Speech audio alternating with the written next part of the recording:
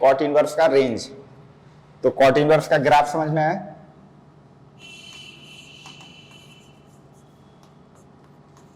Cot inverse x का जो graph बनाया गया था वो ये था, ये जो लाइन थी ये y इक्वल टू π/2 लाइन थी, ठीक है।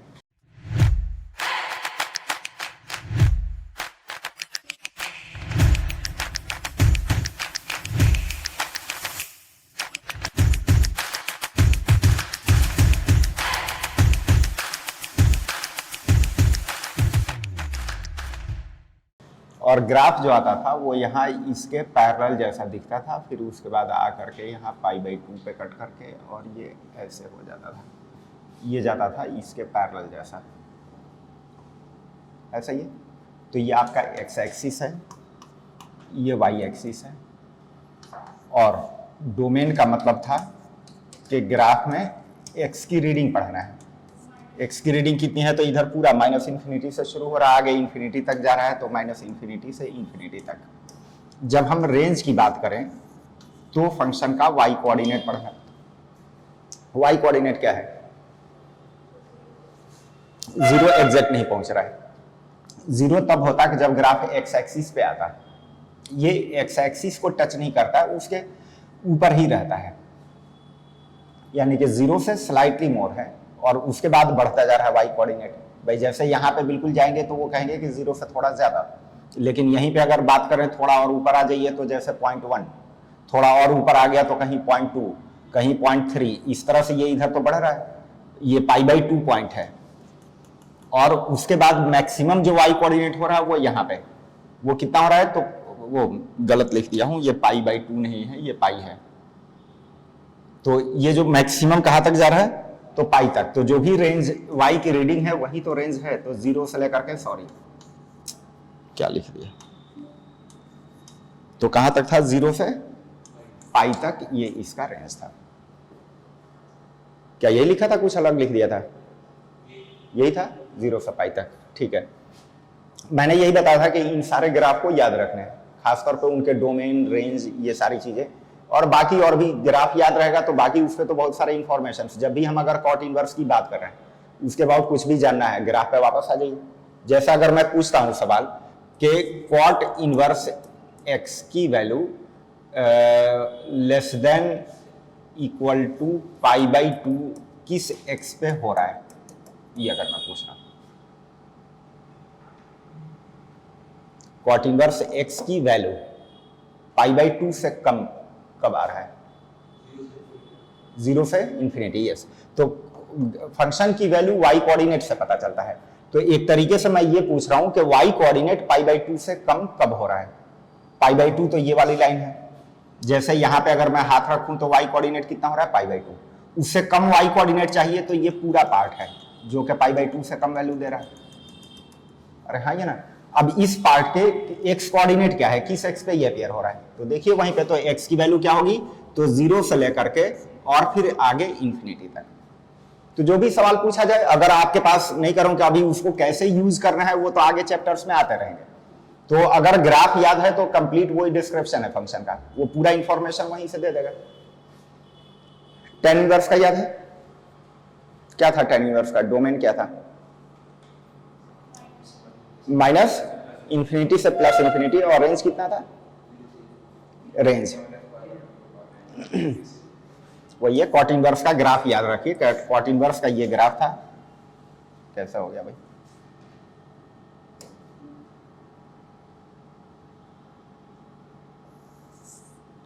टेन इनवर्स की बात कर रहा हूं ना, तो ये ग्राफ था टेन इनवर्स का, और ये ऐसे,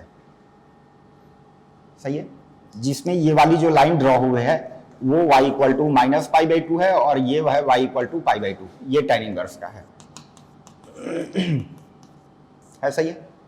रेंज पूछा जा रहा है, तो रेंज का मतलब क्या है, y कोऑर्डिनेट देख लीजिए कितना हो रहा है।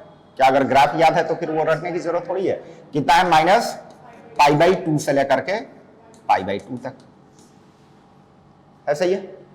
अगर पूछा जाए कि x अगर पॉजिटिव है तब टेन इनवर्स की क्या वैल्यूज आ रही हैं, 0 या उससे बड़ा है तब टेन इनवर्स की वैल्यूज क्या आ रही हैं, क्वेश्चन यह है कि अगर x की वैल्यू 0 से बड़ी है देन tan इनवर्स x की वैल्यूज क्या हो रही हैं? यस तो अब हम कर रहे हैं कि x कोऑर्डिनेट दिया हुआ है, अब इस x कोऑर्डिनेट पे ग्राफ का y कोऑर्डिनेट पढ़ना है। अब 0 से आगे की बात हो रही है तो 0 से आगे ग्राफ, जैसे 0 पे तो ये y कोऑर्डिनेट है, अब उससे आगे चले तो इनफैक्ट ये पूरा ग्राफ आ रहा है, 0 से आगे वाले x पे ही तो ये सब आ रहा है। अब इसका y पढ़ लीजिए, वही उसकी वैल्यूज बता देगा। तो कितना हो रहा है भाई? तो 0 से लेकर के और ओपन इंटरवल π/2 तक का, ये अब आपके tan इनवर्स की वैल्यूज हो गई है। सही है, ठीक है। तो अब हम पढ़ने जा रहे हैं लिमिट। क्या क्या? लीनियर का ग्राफ, ठीक है, उसको भी बता दे रहे हैं। लीनियर में तो वही है कि y इक्वल टू, भाई लीनियर के लिए तो 2 पॉइंट प्लॉट करिए और देन उसे ग्राफ बना लीजिए। जो भी आपका लीनियर इक्वेशन दिया हुआ है तो उसे इक्वेशन से 2 पॉइंट उठाइए जो ग्राफ इक्वेशन को सेटिस्फाई करे, और बस 2 पॉइंट को ज्वाइन कर दीजिए, स्ट्रेट लाइन बन जाएगा। नहीं, एक यूजुअल अगर हम डिस्क्रिप्शन दें तो हम कह रहे हैं कि y equal to mx plus c form में अगर लाइन है तो m उसके स्लोप को रिप्रेजेंट करता है और के y इंटरसेप्ट को रिप्रेजेंट करता है। तो अब जैसे मान लिया कि रखा है y equal to x plus 1, इसका मतलब कि ये वाली लाइन का स्लोप 1, मतलब x एक्सिस के साथ 45 डिग्री पे इंक्लाइंड होगा, और y इंटरसेप्ट 1 है। y इंटरसेप्ट का मतलब क्या होता है कि y एक्सिस को जहां पे कट करती है ओरिजिन से उस जगह तक का जो डिस्टेंस होता है वही y इंटरसेप्ट रिप्रेजेंट है, वो प्रॉपर साइन में ले जाता है। अगर पॉजिटिव है इसका मतलब कि एक यूनिट ऊपर में कट कर रही होगी लाइन, यानी कि 0 1, 45 डिग्री पे इंक्लाइंड, ये 45 डिग्री पे इंक्लाइंड, इस तरह की जो आपकी लाइन होगी ये आपका y equal to x plus 1 बन जाएगा। है सही है। बाकी कुछ जो बेसिक वाले याद रखने हैं, जो समझना है बिल्कुल, कि जैसे x इक्वल टू c का graph, x equal to c जो याद रहना चाहिए बिल्कुल भाई, अगर कांस्टेंट है कैसा होगा? याद कर लीजिए, क्यों? चलिए देखते हैं। x इक्वल टू c दिया हुआ है, इसका मतलब क्या रखिए जरा, x की वैल्यू 1 रखिए, y कितना होगा? नो एक मिनट रुक जाइए। x इक्वल टू c का मतलब कि वो पॉइंट है, ये रिप्रेजेंट कर रहा है कि जैसे y की वैल्यू इसमें तो कुछ भी है नहीं, y तो कुछ भी नहीं दिया, इसका मतलब x की वैल्यू हमेशा c रहनी है, यानी कि y1 रखेंगे तब x की वैल्यू, और y2 रखे तब, और y3 रखे तब c रहेगी, यानी कि उस पॉइंट का लोकस है जिसके x कोऑर्डिनेट की वैल्यू हमेशा c होनी है। y में आप चाहे कुछ भी बदलाव करिए, यही बात है, रिप्रेजेंट कर रहा है ना। x इक्वल टू c का क्या मतलब हुआ कि इसमें y का टर्म नहीं दिख रहा है, इसका मतलब कि y का इंडिपेंडेंट है, मतलब y कोऑर्डिनेट जिस वक्त 1 हो रहा होगा तब भी x की वैल्यू c ही होगा, y कोऑर्डिनेट 2 होगा तब भी x की वैल्यू c, y3 रहा तब भी x की वैल्यू c। तो एक तरीके से x c और y1 का पॉइंट अगर हम बात करें तो x कोऑर्डिनेट c मान लिया ये है, तो c, 1 ये आपका पॉइंट पड़ा, और x c पे y की वैल्यू 2, तो c, 2 ये आपका पॉइंट पड़ा, और y3 कब अपीयर होगा? y3 पे x की वैल्यू क्या होगी? c ही होगी, तो इसका मतलब कि उसके लिए 3, c पॉइंट मिल गया, c, 3। अब इस तरह से पॉइंट्स मिल रहे हैं तो ये आपका ग्राफ बनेगा ना। अरे हाँ ये ना, तो ऐसे याद रखिए कि जब भी x इक्वल टू कॉन्स्टेंट है तो इसका मतलब कि वो y के पैरेलल लाइन होगी, जितना भी कांस्टेंट है। जैसे अगर मान लिया कि c की वैल्यू पॉजिटिव में दिया हुआ है तो इसका मतलब कि लाइन y के उस तरफ पॉजिटिव साइड में रहेगी, अगर वही आपका नेगेटिव में c दिया रहेगा तब इधर की तरफ आएगी।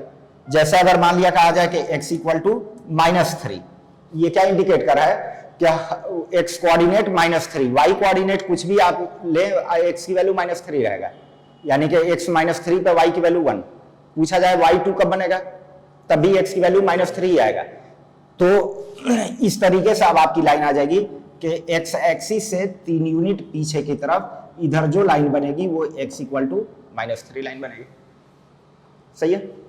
तो ये थोड़ा ऐसा है कि जिसमें बच्चे कंफ्यूज रहते हैं, अदरवाइज एक्स वाई के सीधे सीधे टर्म्स दिया है तब तो वो 2 पॉइंट लेकर के अपलोड कर लेते हैं। हाँ, ये ध्यान रहे कि x इक्वल टू कॉन्स्टेंट है तो हमेशा एक वर्टिकल लाइन होगी। अरे समझ में आ गया? अगर वही आपका ये दे दिया जाए कि y इक्वल टू 3, तो y इक्वल टू 3 यानी कि जब भी y इक्वल टू कॉन्स्टेंट हो तो इसका मतलब को हॉरिजॉन्टल लाइन। अब इसको एक्सप्लेन ऐसे कर लीजिए कि भाई ये उस पॉइंट का लोकस है कि जिसमें आप x कुछ भी रखें y का आंसर 3 ही रहना है। जैसे x1 रखेंगे तब y कितना होगा 3, तो x1 y3 ये हो गया। x2 रखते हैं तब कितना आया, तब भी तो 2,3 ये आ गया। x5 रखे तब y अगेन 3, तो 5,3 यहां पे आ गया। तो इस तरीके से इन पॉइंट्स को अगर मिलाए तो एक हॉरिजॉन्टल लाइन हो जाएगी। तो इस तरह से y इक्वल टू 3 लाइन होगी कि जिसका यहां से डिस्टेंस कितना पड़ेगा 3 यूनिट का पड़ेगा। है क्लियर है?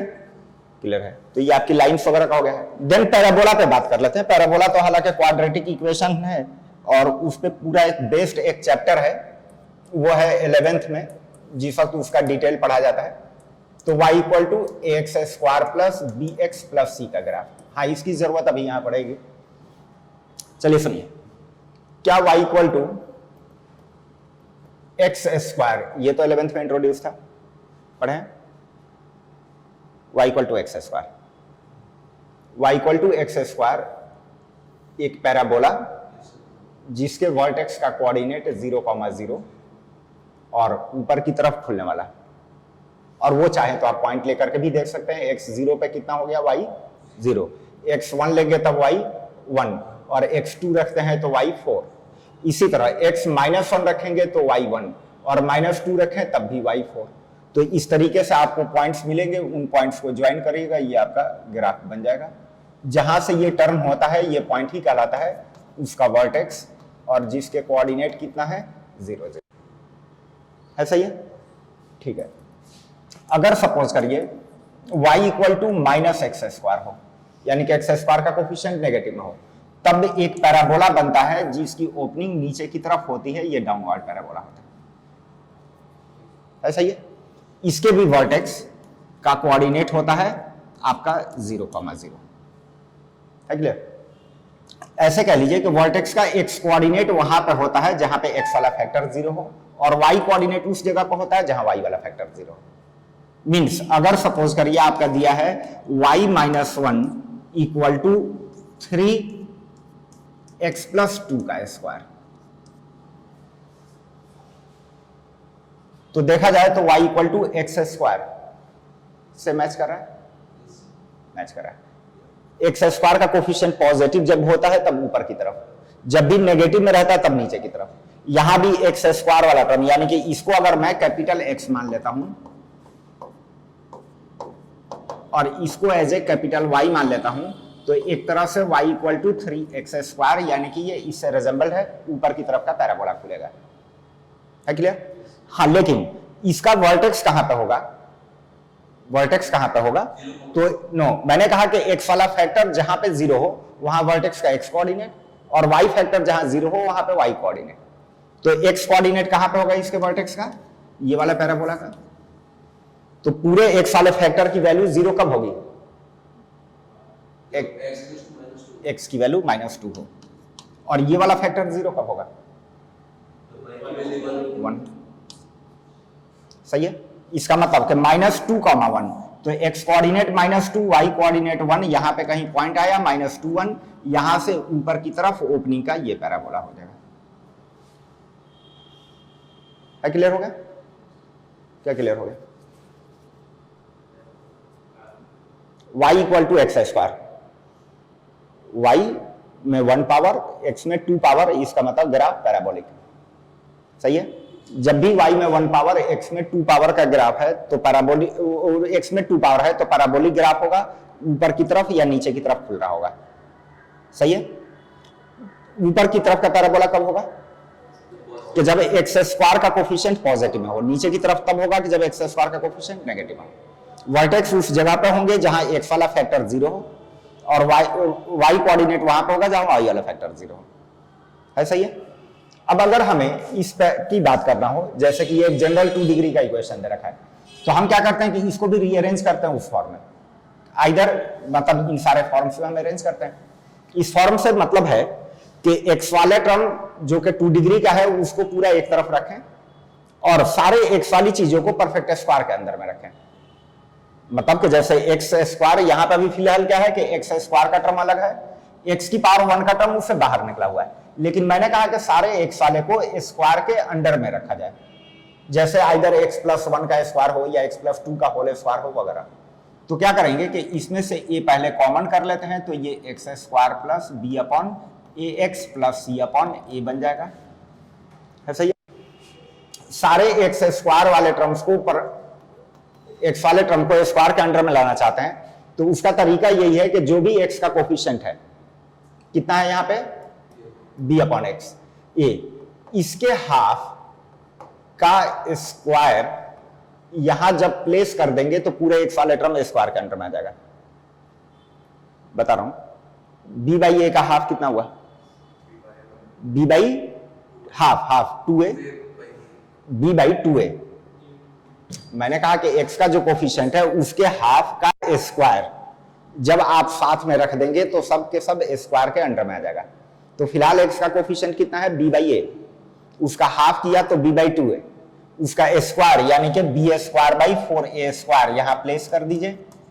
ऑब्वियसली उसको बैलेंस रखने के लिए यहां पे सब्ट्रैक्ट भी करना पड़ेगा, है सही है। तो अब ये जितने तीनों टर्म मिल जाए तो ये देखिए तो x plus b upon 2a का होल स्क्वायर बन जाएगा। चेक करिएगा, इधर इधर चेक करिए, a plus b square open होता है तो कितना होता है कि a का स्क्वायर फिर इसका स्क्वायर और 2 ऑफ ए बी से ये वाला आ जाएगा। तो ये तीनों टर्म मिलकर के परफेक्ट स्क्वायर हो गया। राइट साइड में अब ये जो चीजें बची हैं उसको अगर हम एलसीएम से कंबाइन करें तो 4a स्क्वायर एलसीएम में आएगा और यहां पे आ जाएगा 4ac माइनस बी स्क्वायर। ए से मल्टीप्लाई होकर के हो गया a x plus b upon 2a का होल स्क्वायर और इससे इधर मल्टीप्लाई हुआ तो कितना हो जाएगा भाई 4ac माइनस बी स्क्वायर और एक ए नीचे कट जाएगा, नीचे कितना हो जाएगा 4a। उसमें से माइनस को बाहर निकाल दें तो क्या बचेगा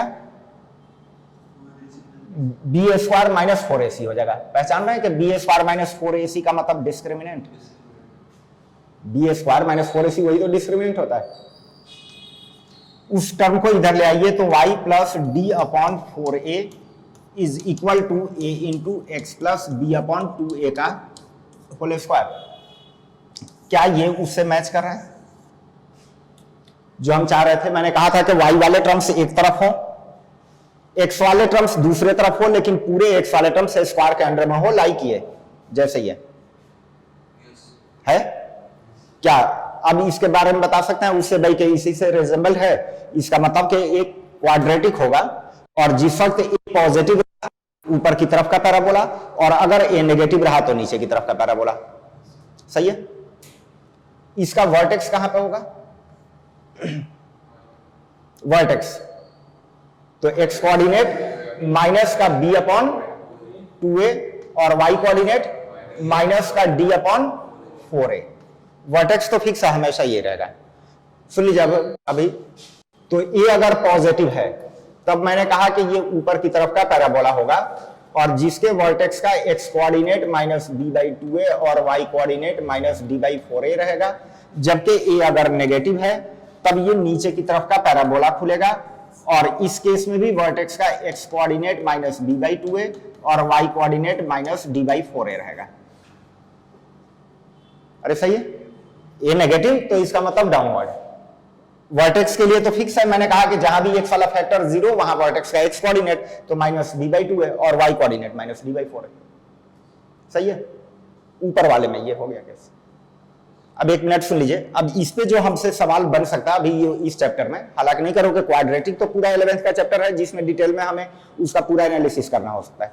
यहाँ पे जो हमें फंक्शन वगैरह से जो सवाल बनता है वो रेंज वगैरह के अबाउट, रेंज एक टॉपिक आता है और उसमें क्वाड्रेटिक भी इन्वॉल्व हो सकता है, तो क्वाड्रेटिक से रिलेटेड रेंज पूछा जा सकता है।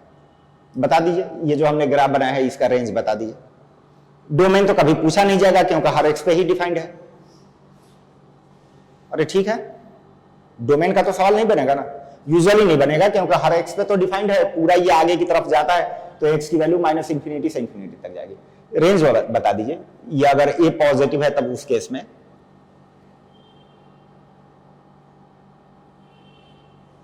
रेंज कैसे पढ़ते थे? y कोऑर्डिनेट की रीडिंग सबसे कम कितना हो रहा है, मैक्सिमम कहां तक जा रहा है? सबसे कम कहां पे हो रहा है? -d/4 है, बिल्कुल सही है भाई। मिनिमम y कोऑर्डिनेट तो इस जगह पे ही है, और यहां के y की क्या वैल्यू है तो वो तो y कोऑर्डिनेट लिखा हुआ है। अरे हाँ या ना? तो इसका मतलब कि जब भी ऊपर की तरफ का पैराबोला होगा तो उस केस में -d/4 उसकी मिनिमम वैल्यू देगा, और मैक्सिमम कहां तक जाएगा? इंफिनिटी तक। तो ऐसे भी नोट करिएगा कि fx की मिनिमम वैल्यू यहां पे -d/4a आएगा, और इसके रेंज की बात की जाए तो रेंज -d/4a से लेकर के और प्लस इंफिनिटी तक जाएगा। ये कब बात हो रही है कि जब a पॉजिटिव हो तो उसका मिनिमम वैल्यू -d/4a से आएगा। जिस वक्त a नेगेटिव हो तब इसका रेंज, अब रेंज बहुत सही, यानी कि मिनिमम y कोऑर्डिनेट कितना है? Minus infinity. मैक्सिमम कहां तक जा रहा है? तो -d/4 है। यानी कि ऐसे ही ये नोट करिएगा कि जब डाउनवर्ड पैराबोला हो तो उस वक्त fx की मैक्सिमम वैल्यू जो होगा वो देगा -d/4। मैक्सिमम वैल्यू -d/4 देगा, इस केस में मिनिमम दे रहा था। खैर, रेंज की बात करें तो रेंज कितना हो गया? तो माइनस इंफिनिटी से लेकर के माइनस का d/4a तक, ये वाले पॉइंट्स यूज का है, इतना नोट कर लीजिए।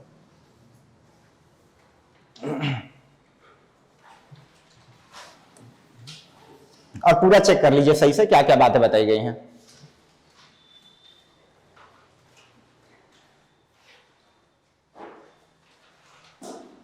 ये राइट लेफ्ट वाला भी पैराबोला पढ़े थे, राइट साइड में खुलने वाला लेफ्ट वाला है, उसका इक्वेशन क्या होता था?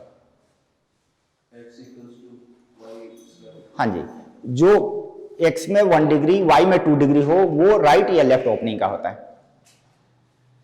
फिर बोल रहा हूं, x में 1 डिग्री और y में 2 डिग्री हो, यानी कि 4ay² या y² = 4ax का फॉर्म है, वो राइट या लेफ्ट ओपनिंग का होता है। यहां जो हम बात कर रहे हैं x में चूंकि फंक्शन है तो x में 2 डिग्री y में 1 डिग्री है, तो ये अप या डाउन में आएगा। ठीक है, लिख लीजिए। कौन सा बताइए, कौन सा? ये वाला? ये आया कैसे? ये आया कैसे वो बताना तो थोड़ा सा कहानी लंबी हो जाएगी, 1 मिनट जरा सुनिए। कोऑर्डिनेट में ओरिजिन शिफ्टिंग्स दिखाया जाता है, ओरिजिन की शिफ्टिंग एच के पे, मतलब आपके एनसीईआरटी में तो नहीं है, नहीं करूँगा वो यूजुअली जब हम कोऑर्डिनेट डिटेल में पढ़ते हैं तो शिफ्टिंग पढ़ना मस्ट होता है। तो जब x की जगह x प्लस एच रखते हैं और y की जगह y प्लस के रखते हैं तो वो एक तरीके से रिप्रेजेंट करा है कि कोऑर्डिनेट की शिफ्टिंग एच के पे हुई है। तो यहाँ पे हमने शिफ्टिंग का कंसेप्ट लगाया है, x+2 को कैपिटल X रखा, इसका मतलब x कहाँ पे, बोर्ड पहले नोट कर लीजिए, फिर वो अलग चीज समझाना पड़ेगा। जो काम का पॉइंट है वो समझ में आ गया, आया कैसे वो छोड़ दीजिए, वो पॉइंट अलग है। अब आपने पूछ दिया तो उसको थोड़ा एक्सप्लेन करना पड़ेगा कि यहाँ पे ओरिजिन शिफ्टिंग का कंसेप्ट लगाया है, लेकिन आपको जो याद रखना है वो कैसे बताया गया कि पूरे x वाले को परफेक्ट स्क्वायर के अंडर में कर लीजिए, y वाला एक तरफ रख लीजिए।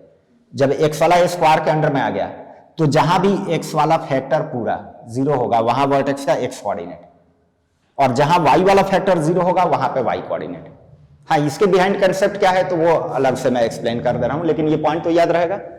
जैसे इसी तरह से हमने यही किया, x वाला पूरा स्क्वायर के अंडर में ले लिया, y वाला एक तरफ ले लिया। अब पैराबोलिक ग्राफ होगा, x कोऑर्डिनेट कहां पे होगा तो हमने देखा कि ये पूरा फैक्टर 0 कहां पे हो रहा है, किस x पे 0 हो रहा है, -b/2 है, और ये वाला 0 कहां पे हो रहा है, -d/4 है, वहां पे y कोऑर्डिनेट दे देगा।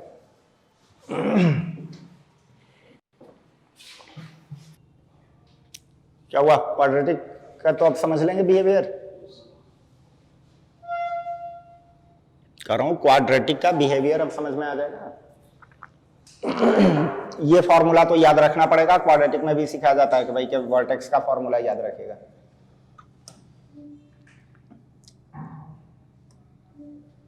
हटा दूं इधर पूरा, हटा दूं? चलिए अब बात सुनिए।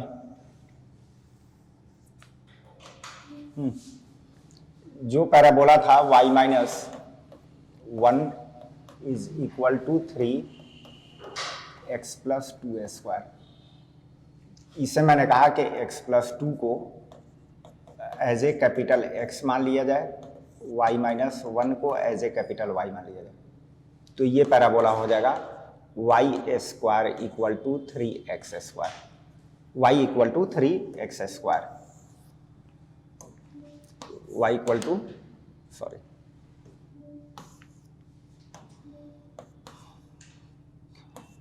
y equal to 3x²। अब इससे समझ में आ गया कि इसका वर्टेक्स कहाँ पे है। यहाँ इस वाले पैराबोला की बात करें तो वर्टेक्स कहाँ पे, तो x कोऑर्डिनेट 0 और y कोऑर्डिनेट 0 पे, सही है। लेकिन जिस वक्त ये हम एजम्पशन रखे थे, यानी कि x की जगह x माइनस 2 रखा गया है और जो एक्चुअल y है उसको y प्लस 1 रखा गया है, तो ये इंडिकेट करता है कि शिफ्टिंग ऑफ ओरिजिन एट -2, 1, यानी कि ओरिजिन जहां भी दिया हुआ है, ओरिजिन ये दिया हुआ है, अगर ओरिजिन को आप कहीं पे शिफ्ट करते हैं HK पे, तो जब भी नए फ्रेम में जाते हैं तो वहां पे जो हमारा पहले वाला x था वो x प्लस h हो जाता है और y जो था वो y प्लस k हो जाता है। इसका मतलब कि ये क्या शो कर रहा है कि ओरिजिन की शिफ्टिंग कहां पे हुई है, -2, 1 पे, ऐसा ही है। अब -2, 1 यानी कि इनफैक्ट -2, 1 यहां पे रहा होगा, सही है। यहां पे ओरिजिन शिफ्ट कर दिया गया है, इसका मतलब कि नया इस तरह का फ्रेम बना दिया गया है, ये नया रेफरेंस हुआ है। तो जो ये वाला प्लेसमेंट है, इस प्लेसमेंट का मतलब हुआ कि ओरिजिन जो एक्चुअल में यहां था उसको आप शिफ्ट करके यहां पे ले आए हैं, यानी कि यहां पे x एक्सिस यहां पे y एक्सिस बना दिए हैं, सही है। और जब नए फ्रेम में आए हैं तब आपको इक्वेशन ये दिख रहा है, जिसका वर्टेक्स कहां पे दिख रहा है, 0, 0, कहां पे है 0, 0, ये नए कैपिटल XY का मतलब नया फ्रेम में आपको, नया फ्रेम ये वाला येलो वाला है, तो यहां पे अब वर्टेक्स दिख रहा है कहां, 0, 0, यानी कि यहां पे वर्टेक्स दिख रहा है। नए फ्रेम के हिसाब से देखा जाए तो 0 पे दिख रहा है, लेकिन आपका आंसर तो पुराने के हिसाब से देना है। ये देखिएगा ये वाला पॉइंट पुराने के हिसाब से क्या है, इस फ्रेम के हिसाब से ये पॉइंट का कोऑर्डिनेट क्या है, -2, 1, वही तो बताया गया था। तो जहां भी ये वाली प्लेसिंग करते हैं इसका मतलब हुआ कि ओरिजिन की शिफ्टिंग हुई है। ओरिजिन की शिफ्टिंग जब -2, 1 पे हुई, यानी कि उसको ओरिजिन मान लिया गया, तब नए पैराबोला का वर्टेक्स ओरिजिन दिख रहा है। लेकिन आंसर तो हम इस फ्रेम के हिसाब से दे रहे हैं, तो आंसर कहां पे है, -2, 1 पे। अरे क्लियर है।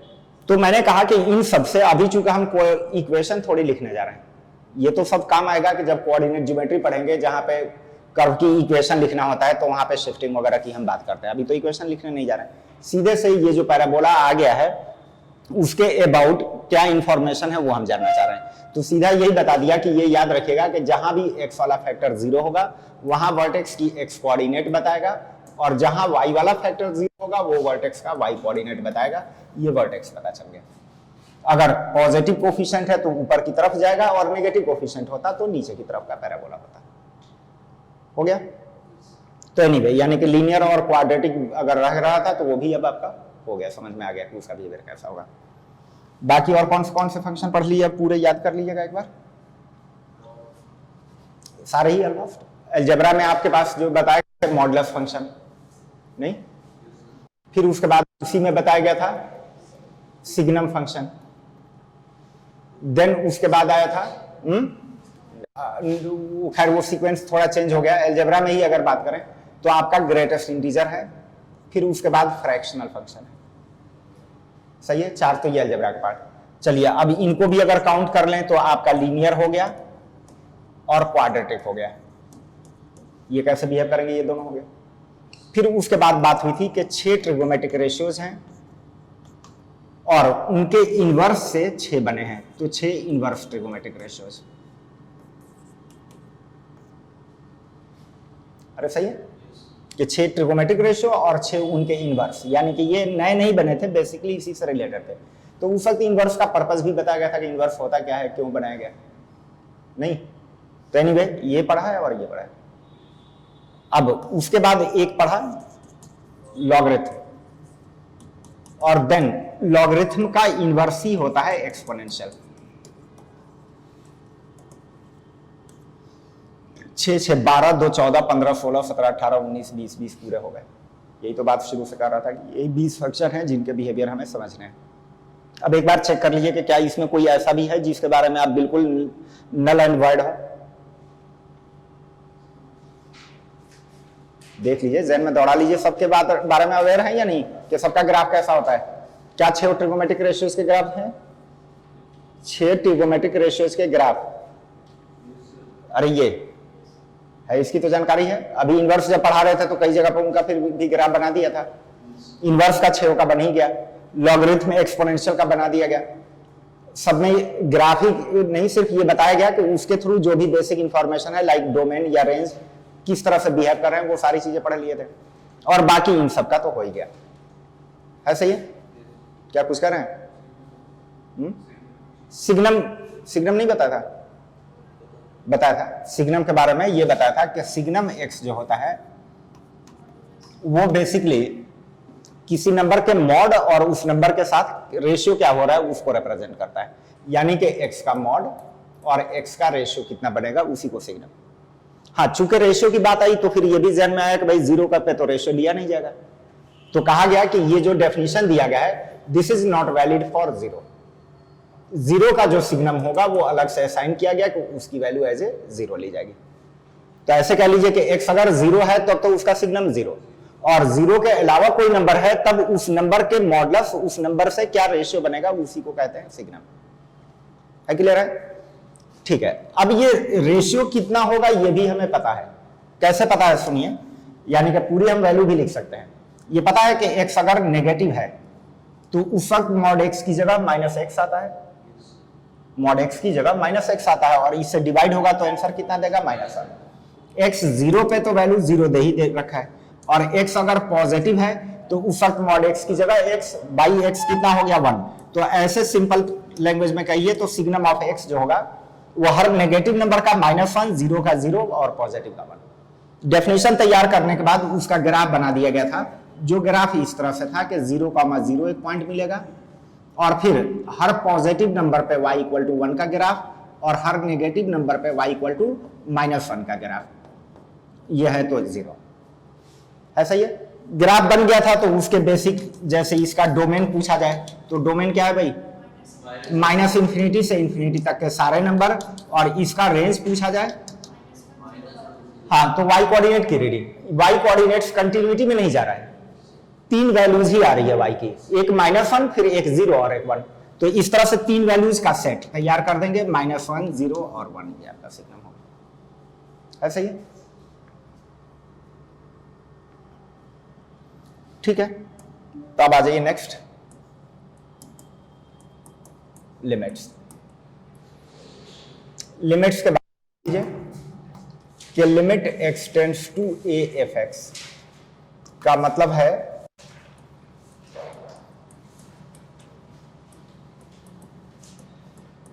Approximate value of f(x) when x tends to a, that is x is approximately a, x is approximately a।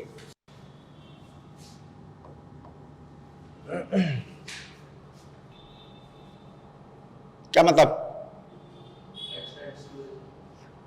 है कि अप्रोक्सीमेट वैल्यू ऑफ f(x), यानी कि फंक्शन की अप्रोक्सीमेट वैल्यू बताना है। कब? जब x भी अप्रोक्सीमेट a लिया जाए, x जब अप्रोक्सीमेट a हो तब फंक्शन की वैल्यू कितनी होगी, और वो वैल्यू भी एग्जैक्ट नहीं, आपको अप्रोक्सीमेट में बताना है। कहने का मतलब यह है कि जैसे अगर मैं देता हूं f(x) = x² - 4/x - 2 दिया, अब इस फंक्शन के बारे में पूछूं कि भाई 2 पे वैल्यू बताइए कितना होगा 2 पे। अब एग्जैक्ट 2 पे पूछ रहा हूं, कैसे 0? 2 रखेंगे तो नीचे 0 बन गया, और मैंने कहा कि ऊपर कुछ भी रहे अगर नीचे 0 है तो इसका मतलब कि वो डिफाइंड नहीं है। तो 2 पे वैल्यू क्या है? तो नॉन डिफाइंड। 2 पे अनडिफाइंड आंसर है। 4 क्यों होगा भाई? लिख तो रहा हूं 2 पे अनडिफाइंड।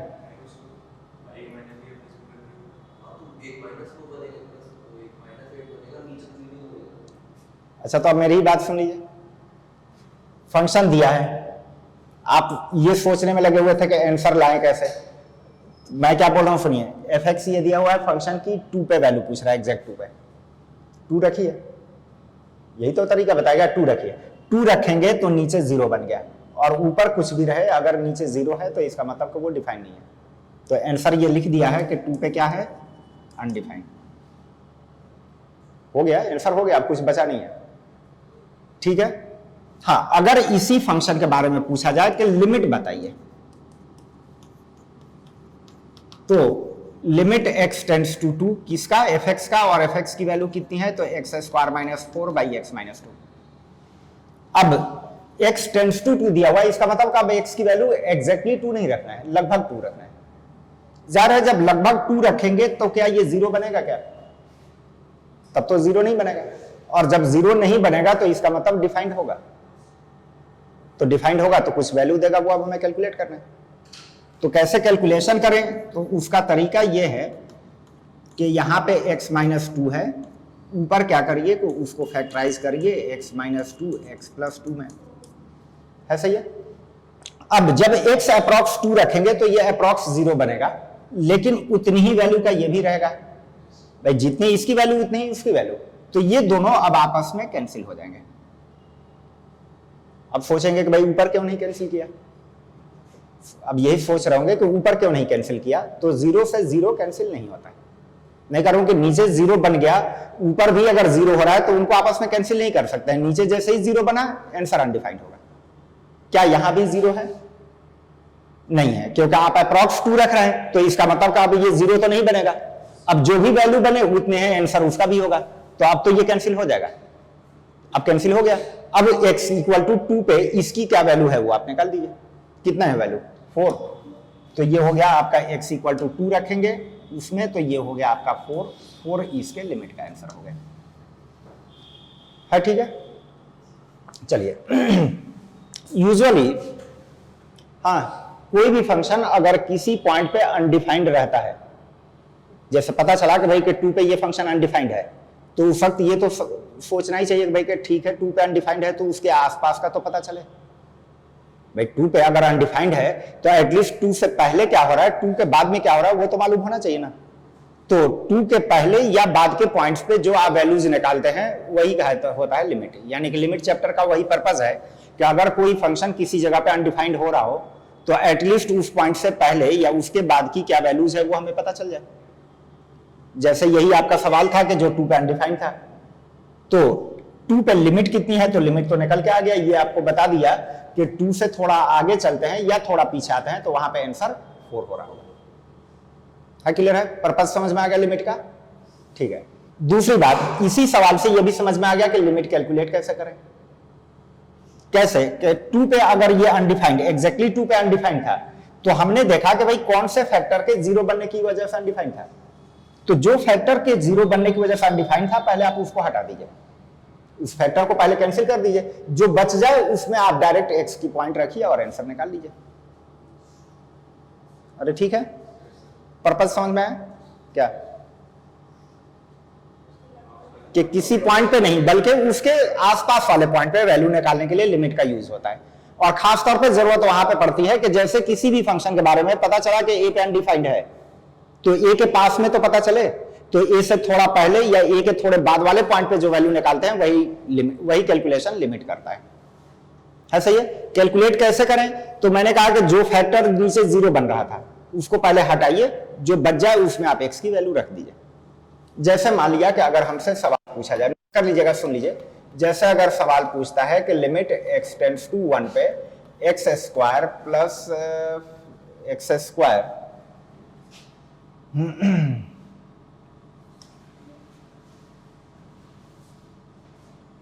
ये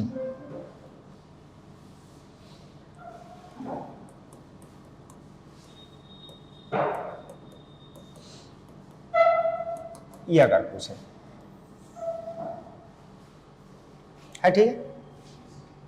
हाँ जी, अगर ये सवाल पूछे तो मैंने कहा कि आप पहले एग्जैक्ट 1 रख के देखिए, अगर 1 पे डिफाइंड रहा होगा तो वही आंसर लिख दीजिएगा।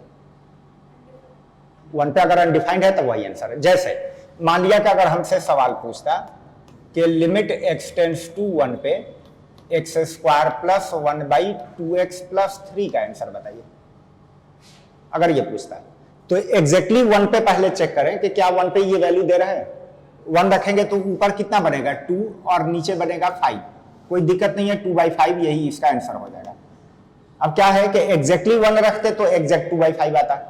लिमिट का सेंस है अप्रोक्सीमेट 1 रखना, तो जाहिर है कि अब वो एग्जैक्ट 2.5 नहीं देगा बल्कि अप्रोक्सीमेट 2.5 देगा। अरे सही है, और रूल ही है अप्रोक्सीमेट में आंसर लिखना, तो जो हमने 2/5 लिखा है वो अप्रोक्सीमेट ही है, सही है। तो यहां पे ये 1 रखने पे डिफाइन था, वही हमने आंसर लिख दिया। इसमें भी रखें तो इसमें देखिएगा क्या 1 पे ये वैल्यू दे रहा है, 1 पे अभी नहीं दे रहा है। एग्जैक्ट 1 रखेंगे तो 4 1 5 -5 0, ऊपर भी देखा जाए तो आपका 0 बन रहा है। तो खैर ऊपर कुछ भी बने, मैंने कहा कि अगर नीचे 0 बन रहा है तो इसका मतलब कि ये 1 पे अनडिफाइंड है क्लियर। तो खैर हमें एग्जैक्ट 1 पे चाहिए भी नहीं, 1 के आसपास में चाहिए। तो उसके लिए मैंने कहा कि पहले आप देखिए कि अगर 1 पे ये 0 बन रहा है तो इसका मतलब इसके अंदर एक फैक्टर होगा जो 0 बना रहा होगा। आप पहले उस फैक्टर को कैंसिल करिए, जब वो कैंसिल हो जाए तो बचे हुए में आप x की वैल्यू रख सकते हैं। अरे सही है, तो इसके अंदर में एक फैक्टर बेसिकली x-1 फैक्टराइज करें तो और x-4 है, और ऊपर देखें तो x-3 और x-1 है। लिमिट x टेंड्स टू 1, अब 1 पे 0 बन रहा था ड्यू टू दिस फैक्टर, ये 0 के लिए रिस्पॉन्सिबल नहीं था, 0 के लिए ये रिस्पॉन्सिबल था। तो आप इसको कैंसिल करिए तो इससे ये वाला कैंसिल हो गया। अब बाकी 1 पे 0 तो बन नहीं रहा है, डायरेक्ट x की वैल्यू रख दीजिए। तो 1 रखेंगे तो कितना हुआ -2 डिवाइडेड बाई -3, तो इस तरह से 2/3 इसका आंसर हो गया है। सही है, लिखिए क्या समझ में आया बताइए। अब क्या है लिमिट का क्या पर्पज है? हाँ, मतलब कि जो हम वैल्यू निकाल रहे हैं वो एग्जैक्ट किसी पॉइंट पे नहीं निकाल रहे हैं बल्कि उस पॉइंट के सराउंडिंग में निकाल रहे हैं। जैसा अगर एक तो होता है कि ये हमसे पूछ रहा है, इसका मतलब हुआ कि एग्जैक्टली 2 पे वैल्यू बताना जहां डिफाइन नहीं था, और ये जब पूछ रहा है इसका मतलब अब अप्रॉक्सीमेट 2 पे, यानी कि 2 के थोड़ा आगे के पॉइंट पे या पीछे के पॉइंट पे क्या हो रहा है वो हमें वैल्यू बताना है। सही है। यूजुअली मैंने कहा कि लिमिट उस पर्पज से ही बनाया गया है कि जैसे अगर किसी जगह पे एग्जैक्टली डिफाइन नहीं है तो उसके आसपास वाले पॉइंट पे क्या वैल्यू है वो जानने के लिए। ठीक है, ये तो पर्पज था। कैसे निकाला जा रहा है ये समझ में? क्या अगर गिवन पॉइंट पे डिनोमिनेटर 0 बन रहा है तो ऑब्वियसली कोई एक फैक्टर होगा जो 0 के लिए रिस्पॉन्सिबल होगा।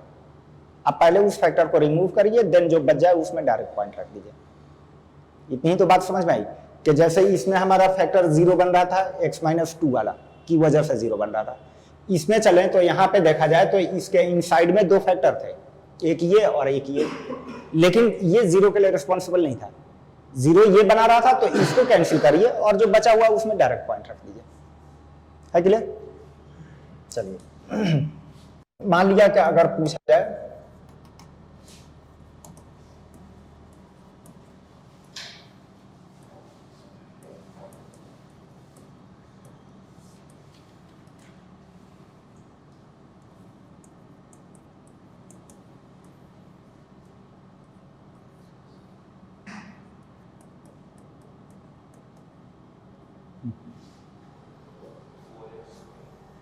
ऊपर है 4x + 5a पे रूट। चलिए बात सुनिए, मैंने जैसे कहा कि आप पहले तो x = a रख दीजिए डायरेक्ट। अगर a पे वेल डिफाइंड है, a पे अगर डिफाइंड है तो कोई दिक्कत नहीं है, वही आंसर हो जाएगा। क्या a रखने पे नीचे डिफाइंड है? क्या हो रहा है 2√a, ये भी 2√a, 0 बन रहा है, इसका मतलब कि एग्जैक्टली a पे अनडिफाइंड है। तो एक अगर a पे अनडिफाइंड है तो इसका मतलब अनडिफाइंड क्या हो रहा है कि नीचे फैक्टर 0 हो रहा है? नहीं, तो मैंने कहा कि अगर नीचे फैक्टर 0 हो रहा है तो इसका मतलब हुआ कि इसमें x माइनस ए एक फैक्टर होगा जो 0 के लिए रिस्पॉन्सिबल होगा। अभी वो दिख नहीं रहा, उस फैक्टर को आप निकालिए। रिपीट कर रहा हूं, x इक्वल टू ए पे अगर ये 0 बन रहा है तो x माइनस ए एक फैक्टर इसके अंदर होगा, वही 0 बना रहा होगा। तो पहले उस फैक्टर को निकालिए। अब फैक्टर निकाले कैसे? तो हम कह रहे हैं कि अगर ये पॉलिनोमियल होता तो हम फैक्टराइज वगैरह करना जानते हैं, तो पहले तो इसको पॉलिनोमियल में बनाए। पॉलिनोमियल का मतलब कि रूट हटाए। रूट कैसे हटेगा? रूट कैसे हटेगा कि उसको स्क्वायरिंग में कन्वर्ट करें। क्या कोई तरीका है स्क्वायरिंग में बदलने का? स्क्वायरिंग में बदलने का कोई तरीका है? रेशनलाइज कर दें, यानी कि ये हमें पता है कि a माइनस बी दिया हुआ है और अगर हम ए स्क्वायर माइनस बी स्क्वायर चाहते हैं तो वो मिल जाएगा कि अगर साथ में a प्लस बी मल्टीप्लाई कर दिया जाए। अरे हाँ, ये ना। तो ऐसे ही मैंने क्या किया कि नीचे x टेंड्स टू a, अब आपको दिया था under root of x plus 3a और माइनस का 2 रूट a। तो इसके रूट हटाने के लिए हम क्या कर रहे हैं कि यहां पे मल्टीप्लाई कर दे रहे हैं under root of x plus 3a और प्लस 2 रूट a और बैलेंस भी कर दें x प्लस 3a और प्लस 2 रूट a। बैलेंस कर दिया ताकि ये दोनों जब मल्टीप्लाई होगा तो स्क्वायर रूट हट जाएगा। कितना आ जाएगा? x प्लस 3a और माइनस का 4a, यानी कि x माइनस a आ जाएगा। आ जाएगा। अब उसको हमने ओपन किया और पता चला कि वो पूरा x माइनस a के फॉर्म में यहाँ पे आ गया। अब a पे यही वाला फैक्टर तो 0 बना रहा है, इसको कैंसिल करें। अब कैंसिल कैसे करेंगे? तो जाहिर है ऊपर भी x माइनस a होना चाहिए। क्या है ऊपर x माइनस a? ऊपर अभी क्या क्या है? अभी हमारे पास under root of 2x plus 7a और माइनस का under root of 4x plus 5a है और अभी एक ये भी फैक्टर है। तो मैंने कहा कि क्या इसमें as a x minus a या उसमें as a x minus a factor है? नीचे को रेशनलाइज किया, ये फैक्टर तो निकल के आ गया, यही 0 बना रहा था। इसको कैंसिल करना है तो ऊपर भी x माइनस ए चाहिए कि नहीं? तो ऊपर क्या इसमें या इसमें x माइनस ए फैक्टर है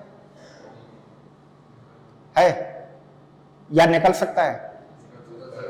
पहले कैसे चेक करें कि किसमें से निकल सकता है या किसमें है?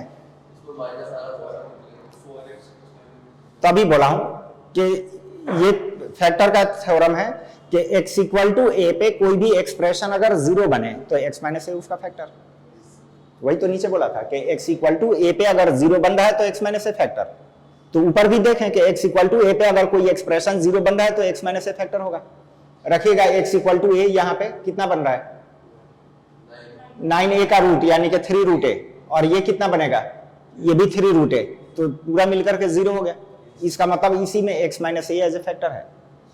अब उसको भी रेशनलाइज कर रहे हैं, तो उसके लिए क्या किया कि यहां पे ये हमने ले आया कि x plus under root of 2x plus 7a है प्लस का under root 4x plus 5a multiply किया और बैलेंस रखने के लिए इतना ही 2x प्लस 7a और प्लस का under root of 4x plus 5a यहां पे कर दिया। तो ऊपर जब ये दोनों मल्टीप्लाई होगा तो कितना बनेगा भाई? 2x प्लस 7a माइनस का 4x प्लस 5a। ऊपर के दोनों मल्टीप्लाई होकर के तो ये बन गया। अभी ये वाला बचा रह गया, कौन सा? Under root of x plus 3a और प्लस का 2 रूट a, ये अभी ऊपर बचा हुआ है। सही है। नीचे ये दोनों मल्टीप्लाई हुआ है, तो मल्टीप्लाई होकर कितना दे दिया है? x माइनस ए। ये तो दोनों मल्टीप्लाई होकर x माइनस ए, और बाकी अभी उधर बचा हुआ है under root of 2x plus 7a और प्लस का under root of 4x plus 5a। इस तरह से ये इतनी चीजें बच गई है। सही है। ये पूरा सिंप्लीफाई होकर के कितना हो रहा है? 2x minus 4x minus 2x। अच्छा, और 7a में से 5a गया प्लस 2a। क्या इनमें से -2 बाहर ले सकते हैं? तो x माइनस ए, यानी कि ये जितना कुछ दिख रहा है ये तो पूरा कट पीट करके कितना बन रहा है आपका? x माइनस -2 x माइनस ए के बराबर। तो इसका x माइनस ए, इसका x माइनस ए कट गया। अब नीचे जब 0 बनने वाला कट गया तो बाकी में आप डायरेक्ट x की वैल्यू रख दीजिए। x की वैल्यू रखिए तो ऊपर तो 1 - 2 तो यहां बचा हुआ है, यहां पे कितना बचा हुआ है भाई 2 रूट a और प्लस 2 रूट a, यानी कि ये हो जाएगा 4 रूट a। नीचे कितना हो रहा है 3 root a plus 3 root a, यानी कि 6 रूट a। अरे सही है, रूट a भी कैंसिल हो गया, 2 से कट के आपका 3 बच गया, तो इस तरह से माइनस का 4/3 ये आपका आंसर निकल गया। सही है।